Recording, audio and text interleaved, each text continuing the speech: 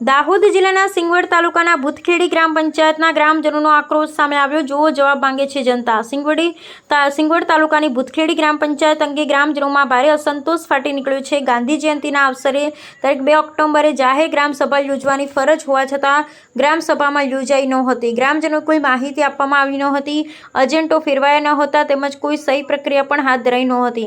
ગ્રામજનોનું કહેવું છે કે 12 લાખના ખર્ચે બનેલું પંચાયત મકાન ખંડેર જેવી હાલતમાં છે અને વર્ષોથી તેનો ઉપયોગ થતો નથી। તલાટી મંત્રી અને સરપંચ દ્વારા જાહેરાતો ઝાડ નીચે કરવામાં આવે છે, જેના કારણે ગ્રામજનો અજાણ રહે છે। ગ્રામજનોની માંગ છે કે પંચાયત મકાનનો યોગ્ય ઉપયોગ થાય, ગ્રાન્ટો અને યોજનાઓની માહિતી જાહેર કરવામાં આવે તથા પંચાયતના તમામ કામમાં પારદર્શિતા રાખવામાં આવે। તાલુકા વિકાસ અધિકારી, જિલ્લા વિકાસ અધિકારી તેમજ ગાંધીનગર વિકાસ અધિકારીને લેખિત નમ્ર અરજી પાઠવી ગ્રામજનોએ ચેતવણી આપી છે કે જો 5 દિવસમાં યોગ્ય કાર્યવાહી નહીં થાય તો તેઓ ગાંધી માર્ગે આંદોલન શરૂ કરશે તેવું ભૂતખેડીના ગ્રામજનો જણાવી રહ્યા છે। Reporter Suresh S Pai, Makwana, Gujarat bureau chief.